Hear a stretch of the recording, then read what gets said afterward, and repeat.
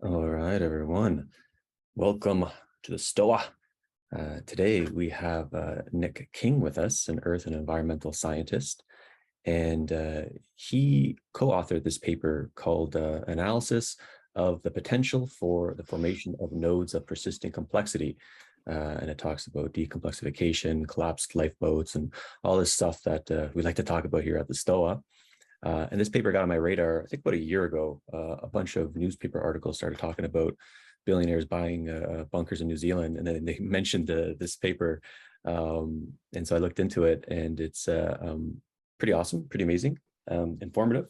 And we're reading books. We're reading this book as our review pick book of the month, The Collapse of Complex Society. So there's a lot of parallels, obviously, to what this paper is talking about.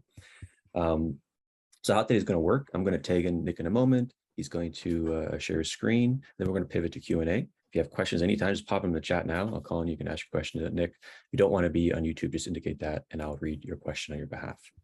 So that being said, Nick, welcome to the Stoa. Thank you very much. Okay, well, I guess I'll crack straight into my presentation. Just to check, is my screen showing with you? Not yet, no.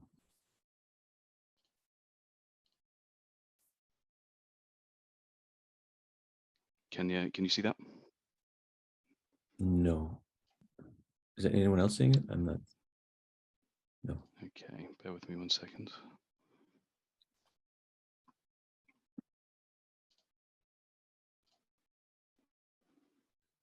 Yeah, something's popping up now. Okay.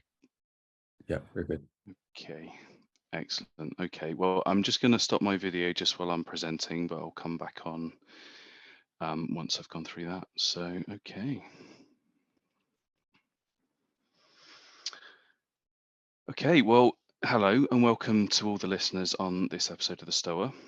So my name is Nick King and I'm joining you today from the UK. So I'm going to be talking about the themes, findings and implications of an academic paper that I co-authored last year. As Peter just said, the title of this study is An Analysis of the Potential for the Formation of Nodes of Persisting Complexity. So I understand that probably some of you won't have had a chance to read this and acknowledge that this title is probably a little enigmatic. So the plan for me today is to briefly present some slides to you with the aim of providing some background, introducing some key concepts in this area, and hopefully generating some open discussion about this subject area more generally. Okay, with no further ado, I'll move into the main part of my presentation. Okay, so to start with, I'll give you just a very brief personal introduction. So, as Peter also mentioned, I'm an earth and environmental scientist by training. Got about 14 years professional experience. During this time, I've worked in a variety of locations in the UK and internationally. About half my career has been spent in the civil nuclear industry, managing radioactive waste and things like that, and also cleaning up other types of industrial legacies. A few years ago, I decided to pursue some personal interests in the human predicament by taking up a part-time visiting research position at the Global Sustainability Institute. And this is affiliated with Anglia Ruskin University in Cambridge in the UK. My motivation for doing this was to explore the interrelated areas of sustainability, system science, and global environmental risks, amongst others. So in that time, I've published 2 peer-reviewed papers as lead author. Got a couple more in development, but one of those is the subject of today's discussion. So that's enough about me. I'll now move on to give you an overview of the study that's the focus of today's discussion. Okay, so the paper on nodes persisting complexity was published in the peer-reviewed journal Sustainability in the summer of last year. It's a standalone paper that's not directly related to any other areas of active research, but rather it was driven by kind of a synthesis of several concepts. Basically, it was looking to explore the human predicaments and societal risks. It was also inspired by the findings of the pioneering limits to growth study that was published about 50 years ago, and also the climate lifeboat concept, which is a fairly loose idea originating in the work of James Lovelock and others, and is primarily related to locations which may be affected less by climate change in future. And specific questions that the paper look to explore were, what are the big risks that face global society now and in the future? And this is, of course, the subject most of us are aware of due to the eventful recent few years. So where do these current trends take us? History is moving fast currently, so trying to foresee where various events might lead is of ever greater interest. Also, how could the climate lifeboat concept be reframed? I felt this idea was open to some improved discussion, particularly in relation to systems thinking, and also which locations the world might be able to weather future disruptions and why. And finally, and perhaps most crucially, to try and produce some useful insights for what global societies may be able to do to improve their situations. Okay, so this slide provides a summary of the background and setting to the study. I'll be talking over this slide in some detail as it covers the sort of the bones of the subject area. So I'll try my best to keep this brief, but there are a number of areas to cover, so please just bear with me. And I can explore it as part of further questions at the end as well, of course, if it's a particular interest. So humanity in the modern era resides in a planet-spanning, highly complex and interconnected, energy and material hungry civilization consisting of almost 8 billion individuals, divided into a jigsaw puzzle of interacting and squabbling nation states, which increasingly dominates the biosphere and the global environment. And this may seem the kind of the natural order of things to us born in this era, and we've never known anything different. But when considered against the 300,000-year history of our species, this is a highly unusual set of circumstances. For most of our history, overall human numbers were very low, and we were dispersed widely in small tribal bands that lived by hunting and gathering mainly. And this underwent a massive change with the agricultural revolution, which was an energetic revolution based around new surpluses of food, which allowed human numbers to start steadily increasing, and for the emergence of cities and empires, complex hierarchical societies, writing, warfare, and basically all the other beginnings of modernity. The second major energetic revolution occurred from around 1800, and that was in the form of the Industrial Revolution, and that occurred when kind of mutual feedbacks in the use of fossil fuels and technological innovations enabled industrial production. And subsequently, that allowed dramatic increases in the total number of humans. And in the last 70 years or so, this industrialization phenomena has increased in scope massively. And this new systemic trend is labeled by some academics as the Great Acceleration. And basically, it's caused population growth, along with many other measures of general human activity, to become near exponential or exponential. So population is increasing at an incredible rate. And this is ushered in an era labeled also by some other academics as the Anthropocene. And this is defined as a period of time in which the human system has become a major subsystem within the overall Earth system. So ongoing and increasing resource use combined with destruction of nature, emission of high entropy wastes and other negative effects is perturbing the Earth system and our life support systems ever more strongly, which is in turn generating risks to the future functioning of human civilization. So in terms of risk to civilization resulting from all this human activity, the study grouped these into four interconnected areas, which is shown there on the slide. So firstly, encountering of limits. So the planetary boundaries concept indicates that human civilization as a whole has exceeded resource and pollution limits and is in significant overshoot. But this is not, or at least poorly reflected in political discourse, economic thinking, and consumptive behaviors, particularly in the West. Next is diminishment of returns. So global civilization is investing greater and greater effort into obtaining energy and mineral resources. So think fracking and deep ocean oil drilling. And also sociopolitical and technological complexity as like a problem-solving strategy may also be providing diminishing benefits. So think of the slowing rate of innovation globally. And this may be leading to potential difficulty in maintaining the complexity that we all rely on. Just as a note, this concept originates with the veteran academic Joseph Tainter, who I understand will be joining you here on the Stoa in just a few weeks' time.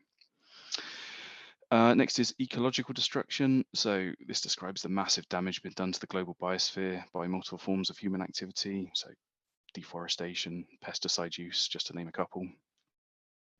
And the extinction rates that are resulting from this are as high as during events, including that which led to the demise of the dinosaurs. So the potential impacts in the human world, they don't really need any further introduction. But this was starkly highlighted by the WWF report that was published just last week, which highlighted that the number of wildlife populations around the world has shrunk by nearly 70% in just the last 50 years. And finally, risk multipliers. So this describes the emergent effects from our collective impacts on the Earth system, which may feed back to impact our civilization through complex and cascading mechanisms. And chief amongst these are climate change and the emergence of pandemics.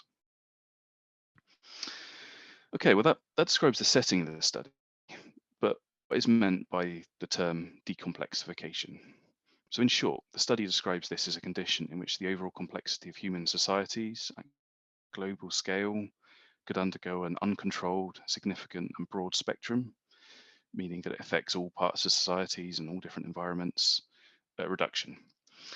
So this hypothetical condition can be thought of as a collapse of societal functions to some degree, which would manifest as changes in factors such as energy usage, organization of societies, overall human welfare, and many other measures. The study does not suggest any specific initiating event or mechanism for such a scenario, or the specific nature of the outcome, only that complexity would reduce, and the risks described just now make this much more likely. So the nodes of persisting complexity concepts relates to this in that it suggests that some geographical locations may have certain conditions that would make the reductions in complexity less severe, such that they retain a greater level of complexity.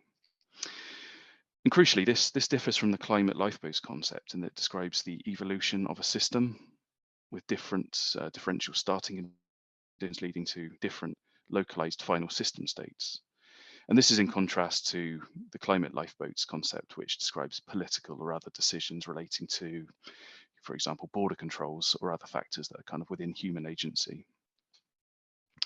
So the application of this concept to identifying which countries had the potential to become nodes of persisting complexity firstly looked at the outputs of a previous study that had ranked all the nations in the world in terms of climate change vulnerability.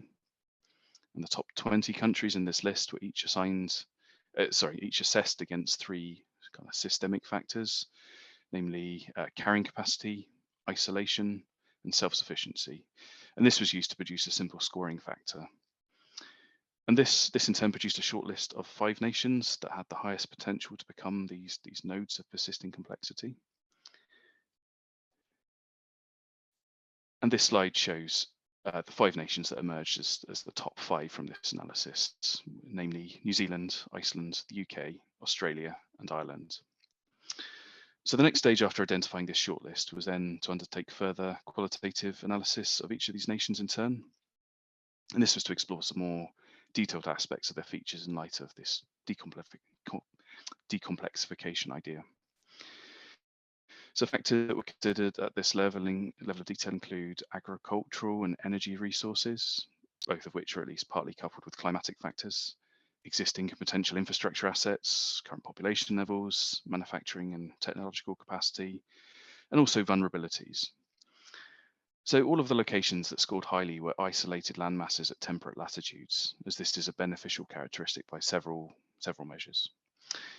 So the analysis overall identified New Zealand as by far the most compelling candidate for forming a node of persisting complexity. And this is primarily due to this nation being a remote and sparsely populated temperate landmass with abundant agricultural and energy resources. It was, however, noted to have somewhat limited indigenous capacities required to maintain complexity, such as manufacturing capacity, and also natural hazards such as seismicity. But overall, it has multiple favourable characteristics.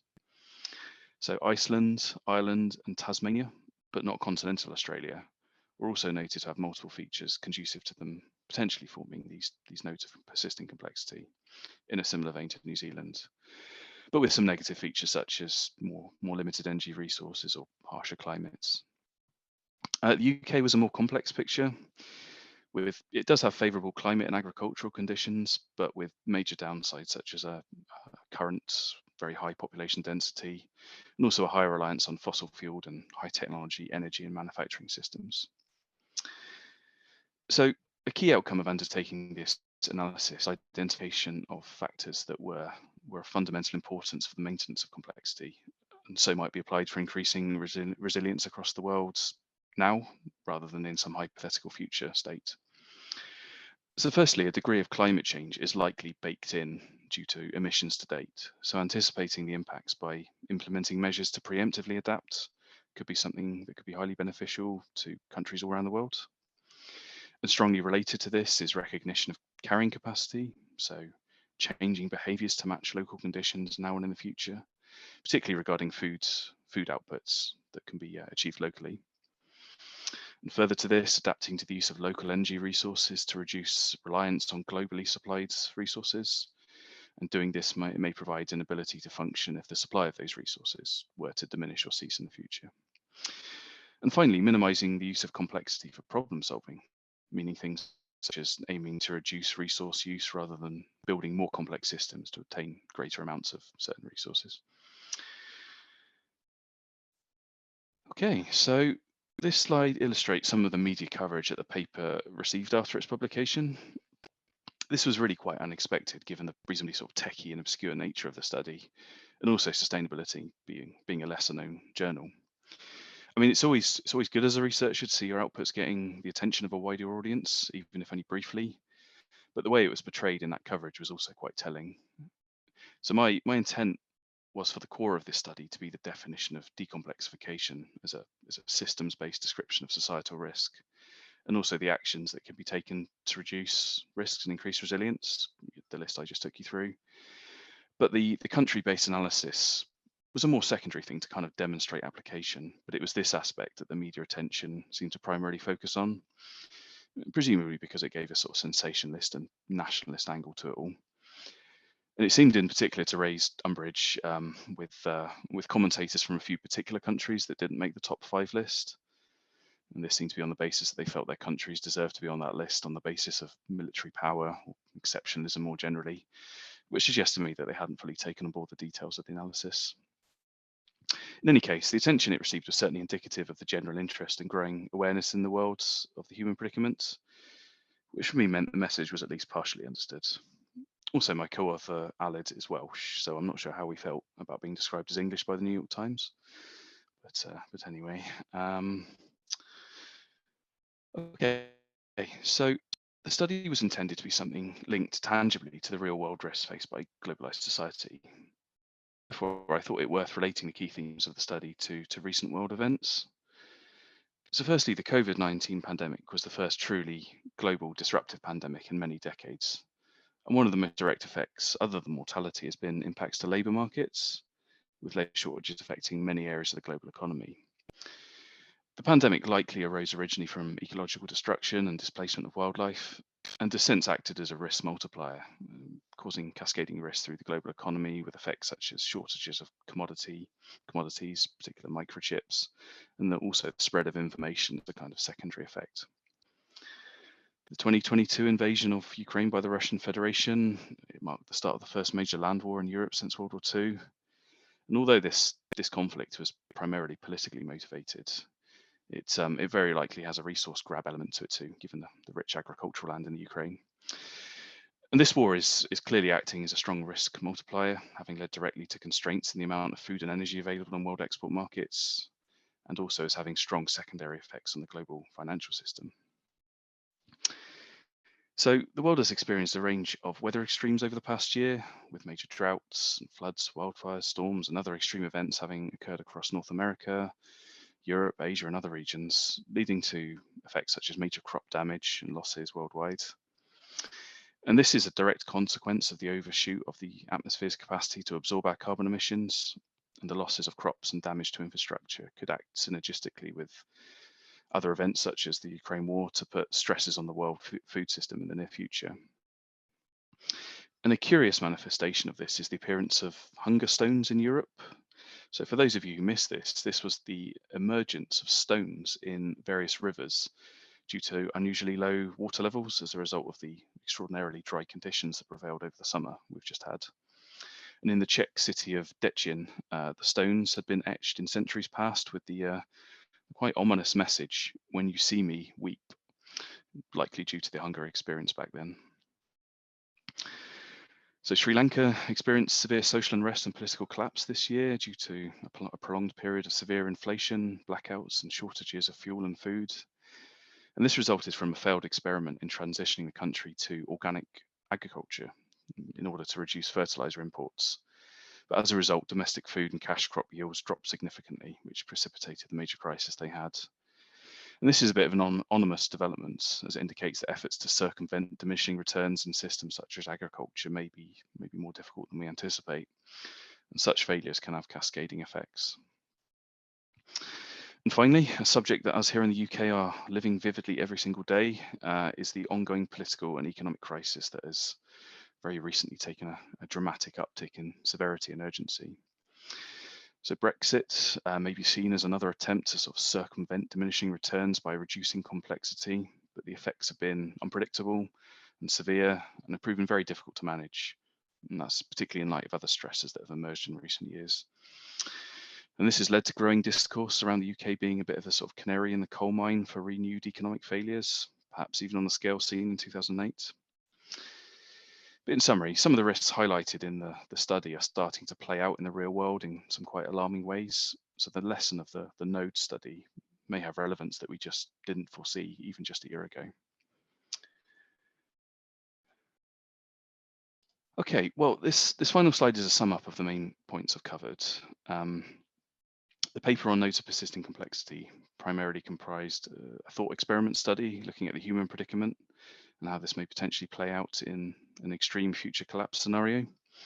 It looked at the confluence of risks that have emerged as the scope of collective human activity has grown to gargantuan scales, raising the risk of a potential de-complexification event in the future. In such an event, certain locations may emerge as these nodes of persisting complexity as a result of local favourable conditions. New Zealand tops that list. The study was widely reported in global media, although interest was fleeting and focused primarily on the drama of ranking nations in terms of in terms of places to quote, ride out the apocalypse. A key aim was to highlight the measures that may be implemented to mitigate risks of decomplexification. But most of these go against the accepted economic discourse and the push towards globalization that has characterized recent decades. The aim of the conclusions of the study have been vindicated by the sweep of events that have occurred over just a single year since publication. So basically, the global human and natural systems have shown some quite unstable behaviours over the last year. And this would potentially suggest that risks associated with decomplexification should perhaps be taken a bit more seriously, particularly with nuclear war and severe economic disruption suddenly back in the collective consciousness. Okay, well, that's the end of my presentation slides. So I believe the plan is now to move on to some general discussion. So I'll switch my camera on and please fire away. Awesome. Great presentation, Nick. I'm just going to stop your screen share. If you have any questions, anyone, put it in the chat and I'll call on you. You can ask your question, Nick. I'll warm up some questions. And perhaps we can start just explaining very basically for someone who is just coming into this and not very familiar with the literature about decomplexification, because I think that's an extremely important concept and it might not be intuitive for many. Yeah, well, it's I think there's a reasonable kind of understanding the general discourse about this idea of societal collapse. Of course, we hear about it through things that have happened in deep history, like the collapse of the Roman Empire.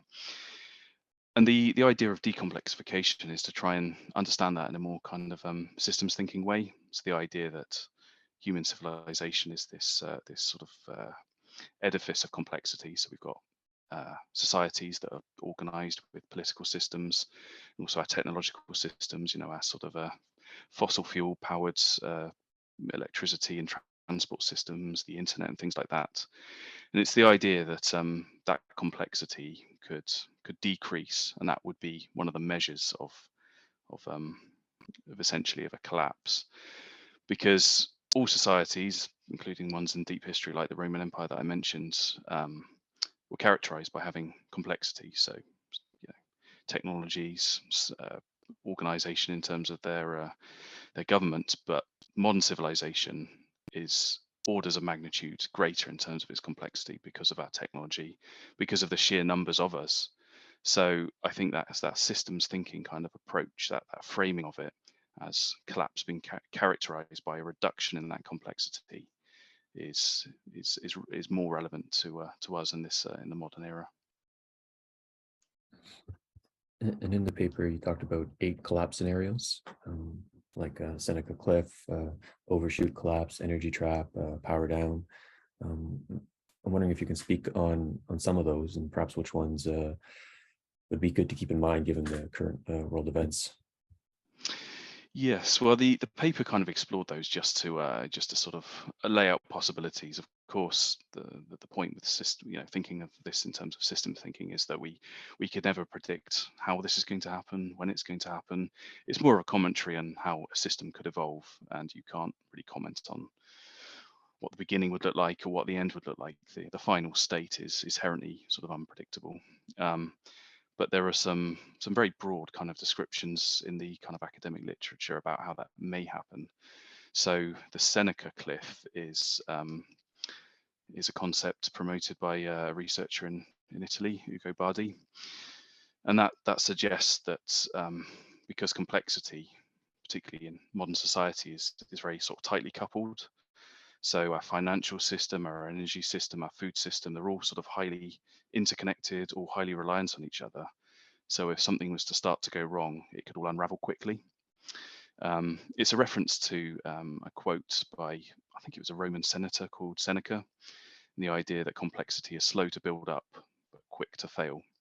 So a Seneca collapse, as described by Ugo Bardi, is where, for example, the financial system starts to undergo difficulties. And because finance is critical to the flow of energy, to the flow of food, if that started to fail, it would cascade quickly into other systems that are sort of fundamental for the running of complex societies, and it would all start to come apart quite quickly. I mean, there are kind of precedents in the modern world, such as the partial collapse of the Soviet Union in the late 80s and early 90s. That happened very abruptly, so no one really saw it coming. Mikhail Gorbachev started to implement his reforms to the sort of the structure and functioning of the Soviet political system, and that those changes kind of cascaded rapidly. And before they knew what was happening, parts of the Soviet Union, its satellite states, were starting to sort of move away, and essentially the communist system collapsed in less than a year. So that's kind of a modern precedent for Seneca kind of unraveling. But the kind of the other sort of mechanism described in the paper is a more sort of long descent. So that's the idea that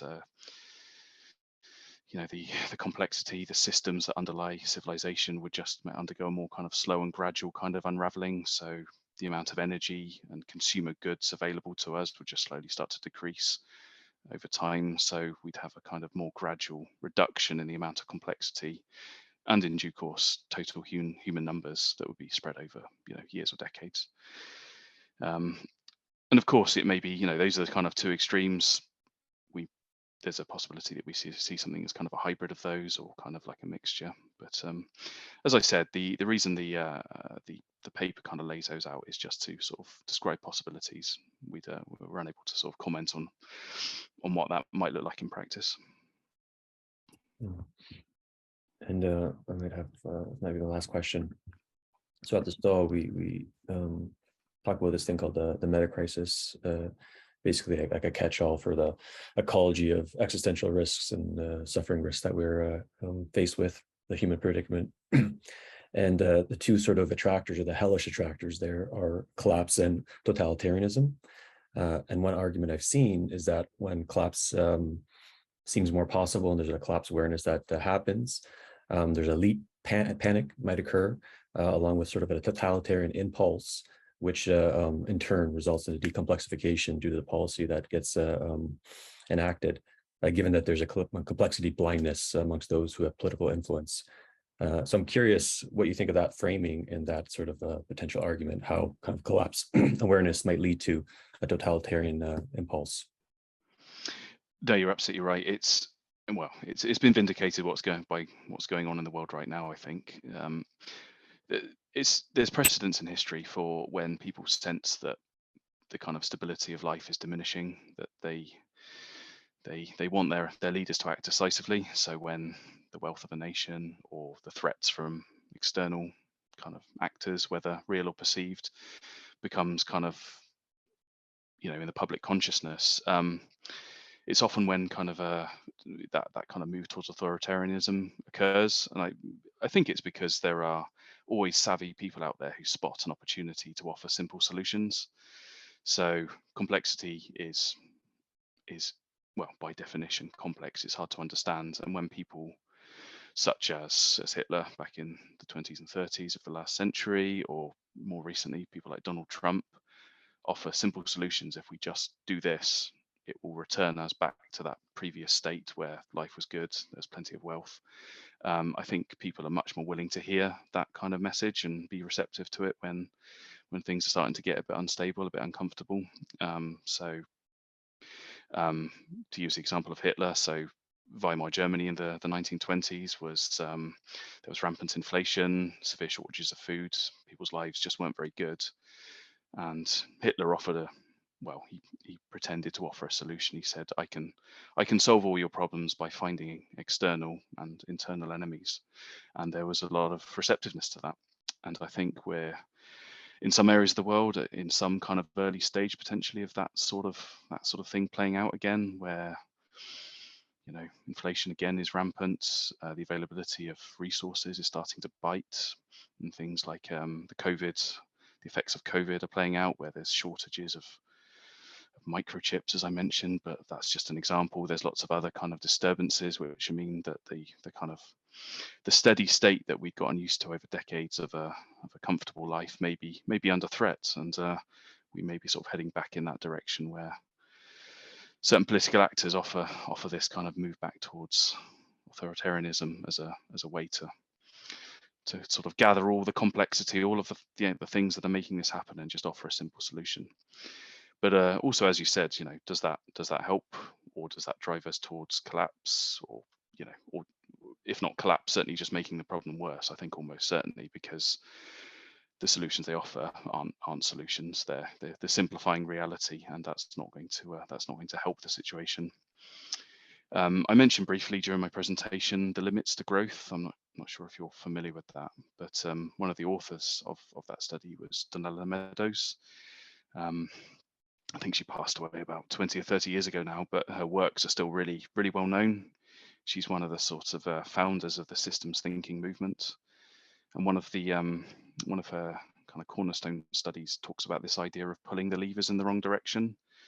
So there are certain actions you can take to sort of try and sort of steer the behavior of complex systems, but if you imagine the sort of levers, you've got like a row of levers and you're trying to sort of optimize the position of all of them. But often when you're dealing with complexity, you can end up pulling levers in the wrong direction, which drive the system in absolutely the way you didn't intend it to. But that's kind of one of the characteristics of complex systems, is that they can behave very counterintuitively. So maybe in this example of authoritarian leaders kind of emerging, they think they can solve the problems of a nation by acting aggressively or throwing up trade barriers and things like that. But it seems that's probably the very opposite of what you want to be doing in this increasingly unstable world. Right. I'm gonna refrain myself from asking more questions because there's a bunch bubbling up, but I've got some good ones in the chat. So Grace, if you can ask your question. Sure. First of all, I've never seen anybody do anything in as understated a way as you're doing what you're doing right now. It's like even the idea of like the de-complexification is such an understated phrase, and your calmness is astonishing. So thank you. So my question is about this de-complexification. So in Europe, we're facing a cold winter and energy shortages and protests. But it seems that the less energy we have, the more we're going to have to decomplexify either quicker or maybe it's more gradual, like what you were explaining about this gradualness. It's like, oh, well, we've got energy shortages and people are making choices and they're decomplexifying themselves almost by choice, or at least with some level of choice and some level of optionality. And if you stay in one of the places that stays more complex, that kind of means that they're using more energy and continuing to live this lie. So in some ways, it seems like it might be better to live in a place that's already decomplexified or that's becoming decomplexified sooner, because more of the nature maybe might end up being left. So I was asking, like, yeah, like, is there something, it seems to me that going to a place that's less likely to decomplexify, like New Zealand or whatever it is, all it is delaying the inevitable, not really, because if you continue to be complex, you're going to go down the same road. Is that right? I don't know. Like, that's my instinct. Like, No, it's a really good question, and I guess it's yeah, it kind of gets lost in the noise of all of these kind of arcane terms like de-complexification. But I guess the message we were trying to get across is that in the event of this de-complexification that happens at global scale, you forget the way we live now. So flying on airliners across the world, having as much power as we want whenever we want it, the internet running continuously, all of these things, probably forget that, because that maintaining those technological systems is probably, it was a blip, a one-time blip, that we were able to do that by exploiting fossil fuel reserves with just complete abandon. And these nodes of persisting complexity would be that's a relative term. So even those nodes of persisting complexity, we imagine these places living a much more simple life where there's some degree of complexity. There's still political organization. There's probably technology as we imagine things were a century ago. So some basic communications, the ability to run some machinery to manufacture certain items, maybe a power grid. But certainly the complexity as we understand it in the modern societies, particularly in the West, that's very unlikely to persist anywhere. Something we emphasize when talking about the nodes of persisting complexity is that could only be supported by locations that have reasonably good renewable resources and also the infrastructure to sort of use that already. So taking New Zealand as the example, they've got some hydroelectric dams already built. They've got wells drilled for exploiting geothermal power. So we're imagining in the future they've got enough power to sort of maintain their power grid. They can build simple components that would keep that going, but there's nowhere near enough energy or spare capacity to rebuild dams or anything if they failed. So it's just keeping some measure of what we understand modern life to be, and able to maintain an organized population as opposed to other parts of the world who don't have those kind of fortuitous kind of assets that would probably revert to an even simpler way of life,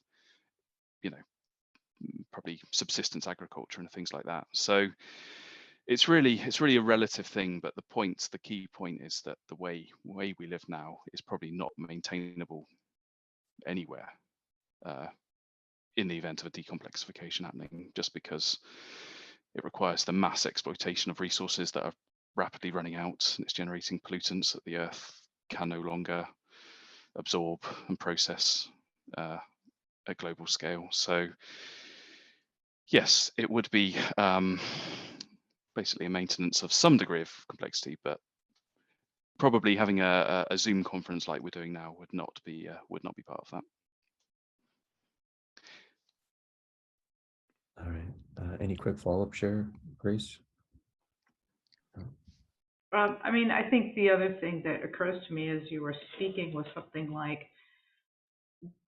the island thing is important, because you haven't mentioned mass migration, but even a place that had all those resources but wasn't protected by water would probably not be able to maintain complexity because of mass migration. I mean, is that what you're thinking? Yeah, well, that was a tough one. We were sort of careful how to word things around this, because obviously this is a study that's about systems thinking, and we don't want to even touch politics and all of the sort of quite charged kind of thinking and implications around that. So all we were saying was that an isolated landmass would probably be able to maintain its complexity because it would not be overwhelmed if mass migrations were to occur. Um, in the event of countries destabilizing, collapsing, it's likely that populations will be on the move. The scale of that, the likelihoods, again, there's no way to comment, but all you can say that it's a possibility. And if populations were to move, you're probably going to get sort of cascading effects where any country that's going to receive a large number of migrants from its neighbors is going to be in turn destabilized.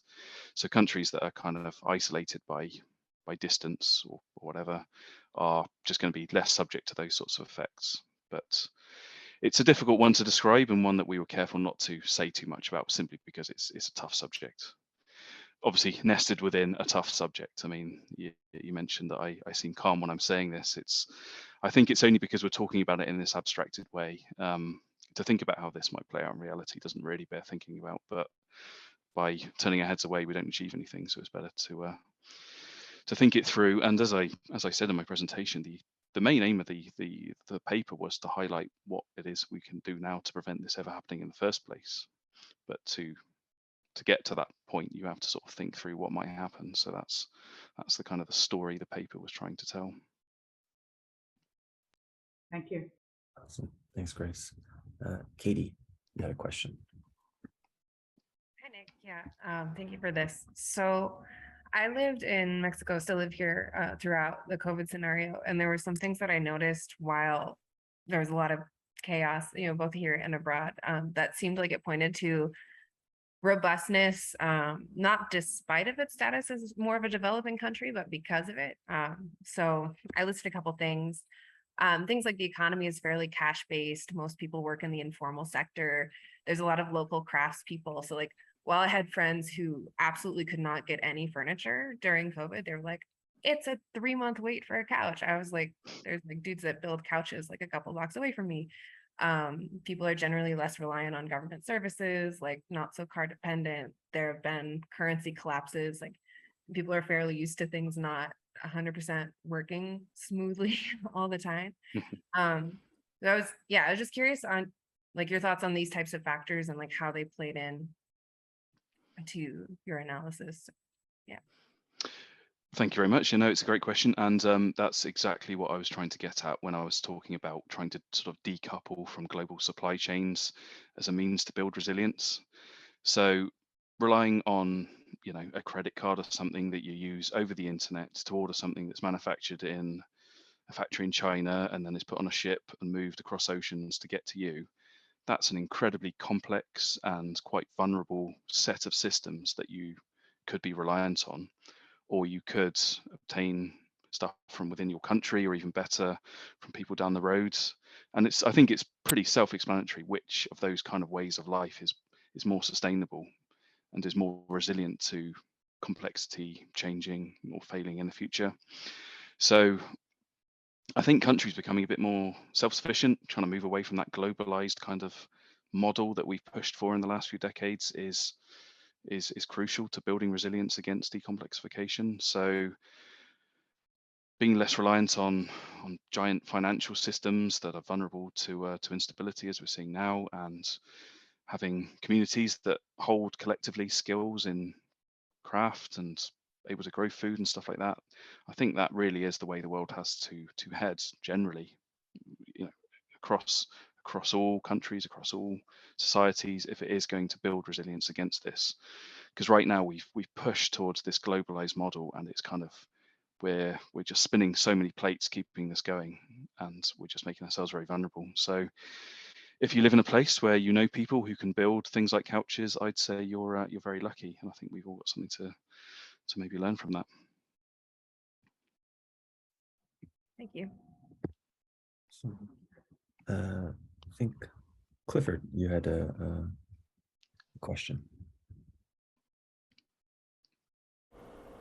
Sure. I was just wondering if any of the popular culture books or movies have struck you as being somewhat reasonable with their portrait of the near future that some of us might be living into and seeing some of these effects. And I like what Max said about the quality of life maybe being good with less complexity, and whether that's reflected in some popular culture, book, or movie that you're aware of. Thank you. I'm trying to think what I've seen or read in this area recently. I'm not sure I could comment on any being particularly realistic, but what I would say is quite telling is the fact that this kind of this genre, I think I've heard it being described as cli-fi, so climate fiction, as a sort of subgenre of science fiction, has really proliferated in recent years. So that to me suggests that it's kind of growing in the public consciousness. I think a lot of media probably aims for sensationalism. So the thing that's springing to mind is that film from, I think it was about 20 years ago now, called The Day After Tomorrow, which showed, the climate system flipping into a new state pretty much in the course of a few days. Was not very realistic, but it made a fairly good, entertaining film. Probably not that realistic though. But yes, I think the fact that this is now something that's really in the public consciousness, that Hollywood is exploring, means that maybe slowly but surely people are coming around to the idea this may be in their future. In terms of whether a life after de-complexification would be good, well, again, it's, as I said, as a systems thinker, it's impossible to predict what the end state of such a process might look like. But I certainly believe that in countries that live in much less complex states these days, in a lot of developing countries, there's a greater sense of community, people pulling together in the face of adversity, whereas Western societies are famously very fractured, especially for city dwellers. The rat race of struggling to just get by, find enough money to pay your rent or your mortgage, and then doing the same thing next month and the month after. I'd say yes, possibly. What lies on the other side of an adjustment might be better for us all. But different people require different things to make them happy. So for some people, the idea of not having their SUV or their annual holiday after a 6-hour flight to somewhere might be unbearable. But I'd say the people that are sort of have come around to thinking that life might be simpler in the future are probably going to be able to weather any future storms better. Any quick share follow-up? Thank you. Yeah, I'm optimistic about the quality of life in a simpler community. I'd agree with that. All right, so Ryan has a really good question, but I'll take him in for the last one, and I'm going to sneak in another question. So this topic, is grim. It's kind of like could be depressing for some, and I really like this term that existential risk scholars use: existential hope. Existential hope is a critical thing to have when you talk about X risks. And the idea is, like, despite how bad things can get, you bind yourself to this hope. And I think there's like a good reason that one of the 3 theological virtues in Christianity is hope. So it's like such a delicious virtue. And like a proto-Christians too, like the Stoics, they have something called Stockdale's paradox, where you don't like look away from the bad shit that's happening or can happen, but then you hold on to the hope at the same time, and then it has like this alchemic mixture when you do those 2 things. So I'm curious, when you were studying this or when you're reading this, like, what was your emotional response? Did you like lose your shit? Were you freaking out at moments? Did you want to go full prepper, or did you get your like hope reps in? Because someone commented your kind of like stoicism in the session. So I'm curious how that shaped out for you. I think if you actually grasp this in your head, what this means, it would poleaxe anyone. So I think that's the thing. We can't really grasp what this means. So talking in these kind of really abstract terms is really probably a coping mechanism. But I'm hopeful, and that's the core of this paper was the suggestions for increasing resilience. That's all of this talk of different countries and how they might sort of survive such an event. Might, all of that was just leading to this idea that gives us lessons which we can apply. And the emergence of protest movements, so notably Extinction Rebellion, and others that have sort of kind of splintered from that, like Just Stop Oil. The fact they're pushing so hard means that there's a lot of hope out there. And what their kind of core thing is to achieve system change. So I think I'm remembering correctly when I say that it's 3.5% is the crucial number. So if you can bring 3.5% of a population with you, if you can kind of get them on board and get a movement going, the rest of the population kind of tacks around to kind of move with that headwind. So the idea is with these protest movements, if we can just get enough people to understand the seriousness of our predicament and what might be coming, that in itself will help to change the way things are going. And that's not just a kind of a pie in the sky idea. There are precedents. Again, history is the great repository of kind of learning and shows us what's possible. I mean, I think to talk again about the end of communism in Europe, the solidarity movement in Poland at the end of communism, it was a small movement that started from a trade union in the port city of Gdansk, and they managed to get enough people around to the idea that communism was in its death throes, and a democratic future beckoned, and it worked. Within a short space of time, communism had fallen. Of course, it was in the context of other things going on. The Soviet Union itself was starting to collapse, but this system change produced real results, and that's what these protest movements about environment and collapse, such as Extinction Rebellion, that's what they're trying to achieve now. And it's that sort of thing that gives me hope. And there's so much work to be done, but it's ours for the taking. And these grim futures that we talk about of de-complexification can be avoided, I think, if enough of us pull together. Awesome. So Ryan, take us home. You get the final question. Thanks, Peter. Yeah, just along this lines as well, I'm just curious, Nick, after you've put out this paper and you seem to be deeply immersed in this work, I'm curious about what has your attention these days. What are you paying attention to? What questions do you think are meaningful for us to direct our attention to? And potentially even something around what role do you feel like you're playing in this, and maybe what roles do you see requiring others to step up into? Thank you. That's a big question. I think it's kind of an all of the above type response. So this isn't something that's going to be achieved just politically or just through protest movements like I was just talking about. I think it's all of the above. So everyone's got a role to play. Personally, I feel my role to be sort of awareness raising, and I hope to contribute to organizations that work in this area, but everyone has a role to play in strengthening their kind of their local communities, the societies they live in. As we were saying, it's having that resilience to be able to decouple from the globalized kind of economic system is probably one of the best things you can do. So start talking to your neighbors, get to know them. If there's the possibility to build a community garden where you could grow your own food, I think things like that are probably the sort of the agency that ordinary people have, that they can start to help themselves. And then that's nested within these bigger kind of protest movements that bring people together at kind of country scale. There's political action.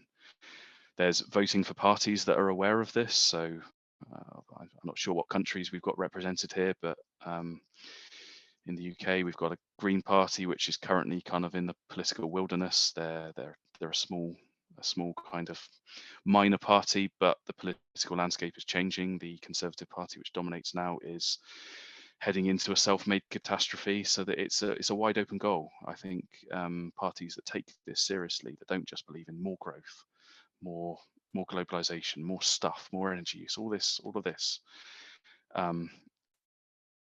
voting for parties that want to turn that round is another thing you can do. So I think we all have agency, but no one thing is going to change our predicament. So we've got to do, as I said, all of the above. Not sure if that answers your question. But... Well, in your share, I'm actually listening for timelines. I notice that's where my attention is going, and voting for political parties seems to indicate a bit of a longer time horizon than I'm presently feeling. But you answered my question in a way, yeah. Okay, yes. Timelines is an interesting one, and I think that's unfortunately the thing that's inherently unknowable. We don't know if and how these things will play out, but what I would say is all of those things I listed in my presentation there would indicate that things are starting to get a bit unstable. There's kind of stresses clearly building in the world, which might suggest that time is running short. We've definitely sat on this problem for a few decades. We've wasted decades when we could have been taking action. I don't know how many COP conferences has been now. I believe the next one is 27, and carbon emissions and the concentration of CO2 in the atmosphere has relentlessly grown as we've had these conferences. So we've wasted a lot of time. So maybe we're short. So probably whatever it is we're going to do, we need to do it quick. And maybe you're right, voting for political parties maybe isn't quick enough, in which case the agency probably sits at smaller scale. So as I said, what we can do in our communities, how we can influence people around us, maybe that's where the key to it is. So thanks, Narayan. So we'll gently close here. Nick, any parting words you'd like to leave us with here today at the Stoa, or anyone watching on the YouTube channel? I don't think anything specific other than thank you very much for the invite, and it's heartening to see that people are still interested in the paper. Like I said, it was all over the news for about 2 days, and then it wasn't anymore. So it's good to see there's still interest out there. So thank you again. Yeah, it was good spectacle bait, but it was also good conversation here at the Stoa. So I'll make some closing announcements in a moment. But Nick, thank you so much for coming to Stoa today. Thank you. Great presentation. And we have our philosopher in residence coming in today at 6 p.m. Eastern Time, Evan McMullen, talking about intersubjective parasites, or some might call demons or egregores, and he's giving us a scientific argument for that. So you can kind of check that out. And then, as mentioned, Collaborative Complex Societies, Joseph is coming in on November 2nd at 8 a.m. or 6 p.m. Eastern Time. Then we're going to have a View Quake book club on October 30th, the Sunday before. So you can RSVP that at thestoa.ca. So that being said, Nick, everyone, thanks so much for coming to Stoa today.